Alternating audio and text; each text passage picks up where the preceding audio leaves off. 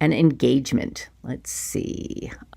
Information on the exams. We have a midterm and a final. If you miss the exam for an approved reason, I will give you an oral exam, either on Zoom or in person. All right, I don't give written makeup exams. The final exam, please check with your student advisor if you're unable to make the exam. All right, you should know what the date is by the time you're looking at this and schedule your travel plans accordingly.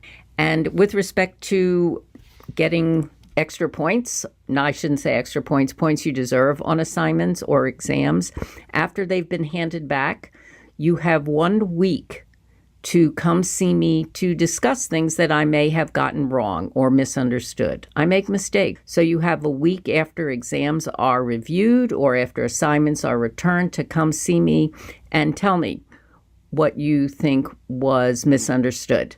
After that, I can always go over information with you, but grades will not be changed. Here is a list of deliverables.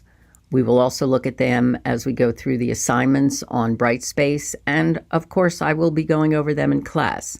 Something I want to say from the beginning, though, is if you are submitting something through Turnitin, please take a snapshot of your receipt, because sometimes there's a rift in the time-space continuum. Star Trek reference for any of you fans out there. If I don't get your assignment, show me the receipt. So current events, you are responsible for bringing in 2 news articles, whether they're health or health claims or something that you found in your news feed that's of interest to you. What I ask you to do is to apply those critical thinking skills that we're going to be covering and apply them, because there's a lot of confusion about health and health information out there, and I want to help you navigate through this maze of confusion. All right, and current events is one way that you can do that. It's one way we will be doing that, and this will also count 5% towards your final course grade. Then we have course engagement, because not everybody wants to talk in class, and that's okay. There are other ways that you can show me you're interested in understanding what's going on.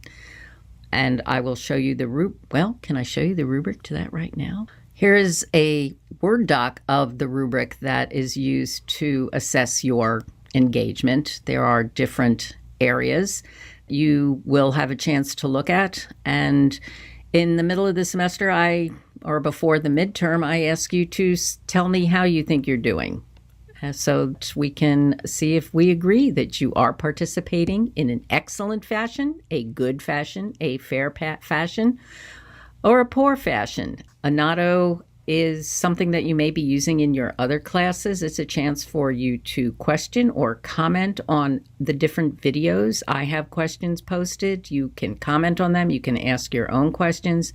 If you plan on replying in Anato, please make sure you do not click and look at it through YouTube, or your participation will not be noted. You have to look at it through Brightspace, and that's the only way that Anato is accessible. I will also have Padlets, which I don't seem to have posted yet, but I'm working on it. And these are like bulletin boards where you can post questions or comments on different topics.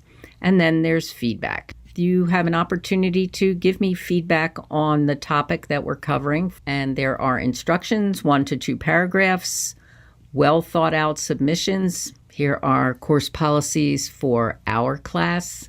I think I've gone over them actually, for exams, final exams, and changing grades. And these last 2 are university policies and university resources. Okay, so we've looked at the OneNote syllabus, the daily syllabus, reviewed the checklist, told you where to find policies and procedures. Now let's look at modules.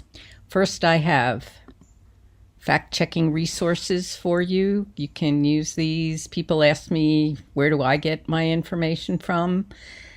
And here's one of the places where you can find what I look at, where I'll post Padlets. Let me show you this first. What are 2 things you'd like to learn this semester? And tell me where you're from, or where would you like to be from?